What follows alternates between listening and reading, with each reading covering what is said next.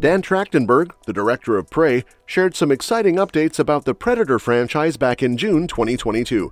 He mentioned that talks were already happening about possible sequels or spin-offs after Prey. Trachtenberg has also said the team was aiming to shake things up by trying ideas that haven't been done before in the series. This opens up the possibility for fresh and creative storytelling, like exploring different time periods, diving into unique cultural settings, or blending sci-fi and horror in bold new ways. If Prey 2 or similar projects move forward, they could take the franchise in a whole new direction, and direction could be adapted from the comics. In August, Bennett Taylor shared his interest in returning as Raphael Adolini in a possible Prey prequel. He suggested the project could loosely adapt the 1996 comic storyline Predator 1718, where Adolini's character first appeared. Bennett Taylor's idea of adapting Predator 1718 for the next Prey movie is such a fantastic concept. If you're a die-hard fan of the series, that title should immediately click. In Predator 2, Mike Harrigan is handed a flintlock pistol by an elder Predator as a sign of respect, with 1718 engraved on the side. Prey already tied into this Easter egg, confirming that predators have been hunting on Earth for centuries, but Henry Gilroy and Igor Kordy's original comic book short story still stands out as a gem. Without spoiling too much, the story is set in Guinea in 1718 and follows pirate captain Raphael Adolini alongside the predator who eventually gets the iconic pistol. The whole predator versus pirates angle is cool enough, but it's the emotional depth and meaningful storytelling that makes it truly memorable. It's an awesome reminder of how impactful a single, well-done comic book story can be. Adapting this into a movie would not only be a treat for fans, but also a fresh and bold direction for the franchise. I'd love to see this happen. Another comic I'd love to see turned into a movie is Predator Captive. It's not a series, but a standout one-shot that's worth checking out. Written by Gordon Rennie with art by Dean Ormston, it flips the usual script and puts the Predator at a disadvantage. The gist? A billionaire captures a Yautja to study it, but you can probably guess things don't go so well for the humans. Predator Captive is a tight sci-fi horror story with a premise perfect for a tense movie adaptation. The unique art style and the way it packs so much into just a few pages make it special. It's the kind of bold storytelling experiment we need more of from big franchises like this. Next one, Predator Nemesis. This one is another great short story that would make a killer movie. A 2-issue comic where the Predator is dropped into 19th century colonial India and Victorian England. As you can imagine, things get bloody fast. Captain Soames is on the hunt for a brutal killer, only to discover it's something not of this world. What makes this one special is its mix of Jack the Ripper vibes with a dash of mythology and legend, adding an unexpected twist. The story feels fresh and takes the Predator franchise to a setting you'd never expect, but it totally works.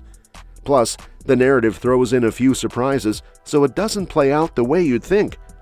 It's a perfect blend of horror and intrigue that deserves a shot on the big screen. Next is Predator Primal. Another must-adapt comic is Predator Primal. It's one of the simplest stories Dark Horse has published, but it became iconic and shows just how versatile the franchise can be. Surprisingly, it's not about a predator hunting primitive humans, but don't let that stop you, it's still a blast.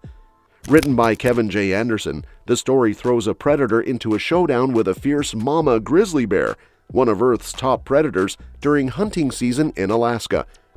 Add in a lone forest ranger and a raging wildfire, and you've got a tight, action-packed tale.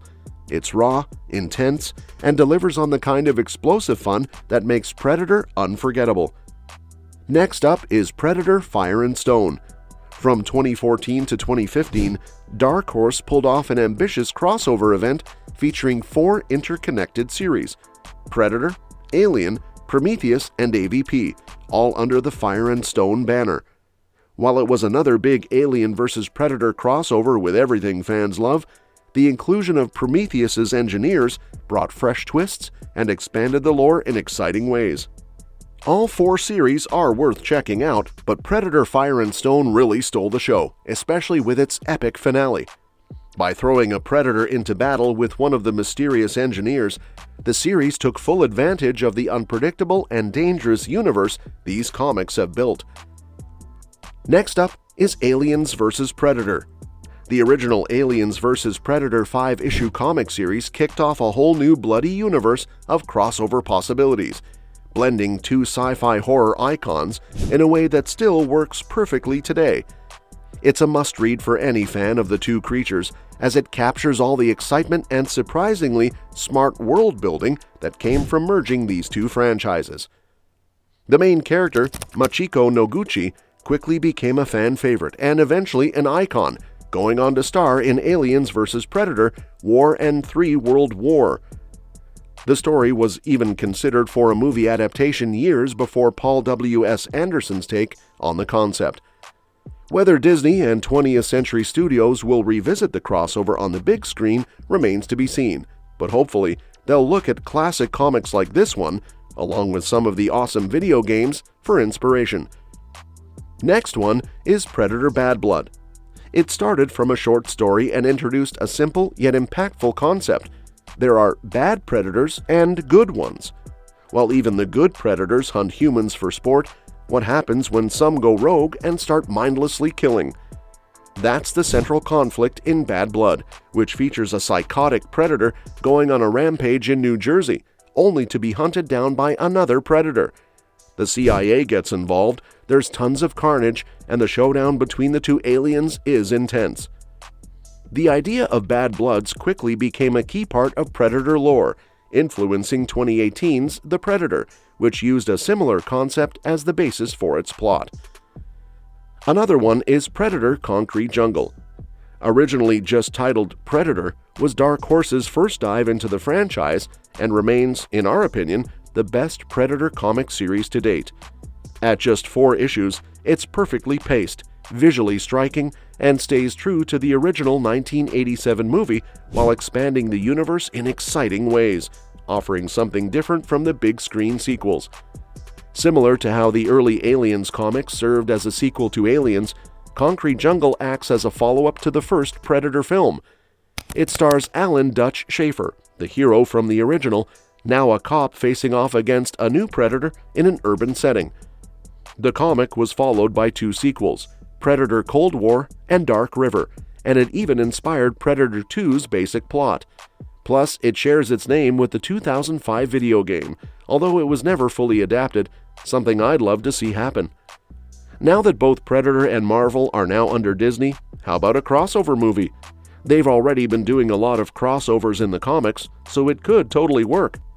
For example, in Predator vs. Wolverine, a predator shows up in the Canadian wilderness of the 1900s and faces off against a young Wolverine. After barely escaping their first battle, Wolverine and the Predator keep clashing over the years, with the Predator seeing Logan as the ultimate trophy. The epic showdown finally ends when they meet in the present day, both getting blown up by the Predator's self-destruct device.